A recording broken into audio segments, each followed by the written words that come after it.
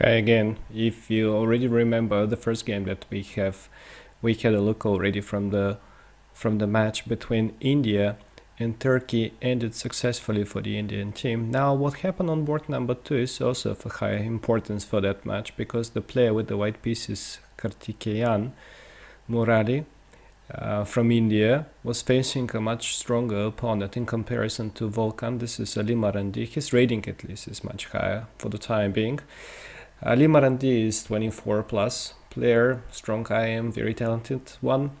And Karthikeyan was actually the India's previous grandmaster before our event because he also did in the process of the tournament fulfill the requirements of the highest possible chess title. He also made a great result and he managed to overpass the 2500 rating mark. In this game he started with e4 and Ali Marandi replied with the French defense.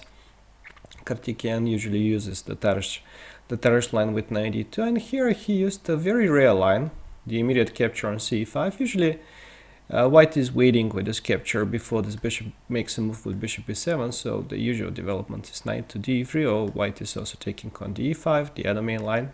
But he decided to choose an offbeat line. Well, I wouldn't say offbeat, but rare line. Then queen to e2, castles, and Ali Marandi decided to attack the bishop on d3 with the move knight to b4. Another way to generate counterplay for black was demonstrated in some games. Well, say after bishop to b6, e5, knight d7, black can go immediately for the move f6 and to challenge the center, and this makes a lot of sense. And it was played by the Israeli grandmaster Rothstein. After e takes f6, knight takes f6, c4, and e5, followed by e4, black got enough counterplay in one of his games. So this is one way to play. And I think that the move knight b4 is also playable. Now the thing is that after e5, knight takes to d3, pawn takes to d3, the position is very symmetrical and very close, which is usually good for the knights. So black has to treat it in a very careful way, and he should try to open up the game as fast as possible for his two bishops. So he played knight e7, knight b3, bishop e7, knight f to d4, and now he came up with a novelty, rook to e8. Ali Marandi, I'm not sure if he did it over the board, if this was his idea over the board or home preparation, but most of the players here continued with e5, and that's a move that makes a lot of sense. First of all, the pawn tends to go to e4 to get rid of the knight and to challenge the knight comfort in the center with the move e4, and normally black is playing on the queen side in situations like that. So e4 makes perfect sense from that point of view, a5 with the idea e4, and if e4 by white, then black can play rook a6 followed by f6. It's quite unusual that the rook is defending the pawn on e6 like that, but in any case black needs to do something. If the play on the queen side is tapped, at least he needs to challenge the center, and then after f4 he can go for f6, and this looks playable for him.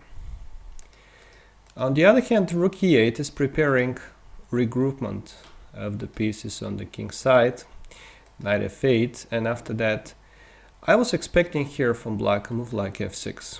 And I think that this should be the way for him to play. f6 challenges the center, the knight on f8 is nicely protecting the pawn on e6.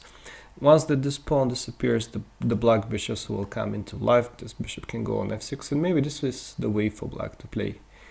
Bishop d7 that was chosen in the game looks somewhat passive, and after e5, rook c8, queen e3, I have the feeling that white had achieved what he wanted to.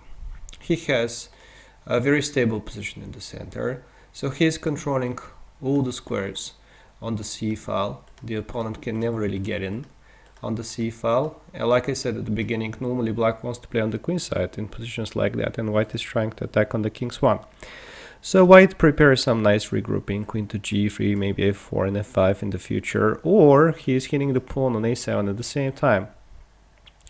Still, I don't really believe that black position was that bad, and after these moves he had correctly prepared some play on the queen side.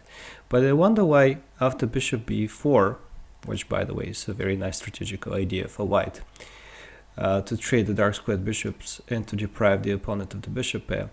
I wonder why here, in this situation, after all these trades, black didn't go for the active plan on the queen side that he had prepared up to now. Why didn't he go for b6? This remained a mystery for me. b6 was the right thing. And then after the capture he can take with the queen. And if the queens disappear from the board, well, then black can never really get checkmated. And he will also have easier play on the c file. And most likely that then his position is going to be quite okay. Maybe in case of b6, white needs to play a6 himself. But okay, then this pawn can become a target in the future. Black can go rook c2, attack the pawn on b2, attack along the second rank, hit the pawn on e5. He has plenty of ideas. And well, that should be also playable for him. On the other hand, what happened in the game, rook e8 was too passive, and now white managed to first of all kick back the knight. Okay, the rook on e8 is defending the knight, but after the move h6, white is getting complete control on the dark squares. g6 was answered queen f4, and white is already threatening checkmate with queen f6 and queen g7.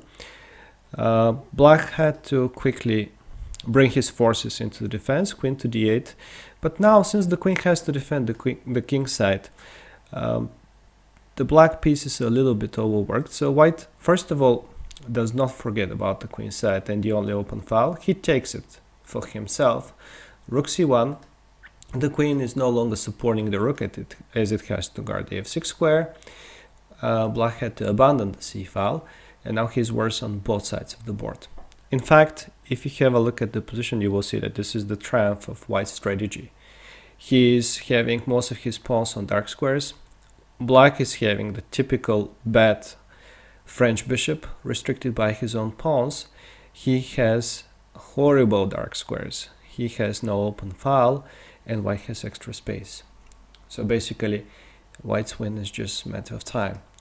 Bishop b5 played in the game knight e4, and he had to defend his bishop with the move a6, because if the bishop leaves this diagonal, that's a very good occasion for a nice combination. Queen f6, give me checkmate. Knight f5 is the only way to stop it, and now this little blow, rook c8, just finishes the game.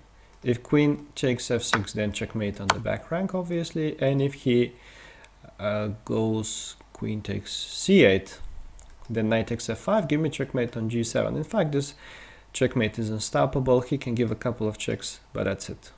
Checks over, checkmate is still there, and black can simply resign. Well, what happened in the game a6, that also didn't help. Little by little, white has to infiltrate into the opponent's camp. He can do it in many ways. In the game, he decided g4 to take away the f5 square. Now, queen to f6 is a very serious threat. The knight has to step back so that the queen is at least controlling the f6 square. But then knight g5, now give me the f7 square, give me the f7 pawn, queen to e7, and a very flashy and beautiful move. Once again, the poor queen is still overworked. It cannot take the rook because of queen to f6, and checkmate after that on g7.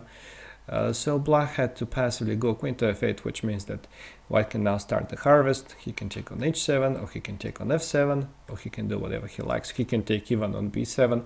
He chose to finish the game like that. Rook f7, queen f6, rook takes h7.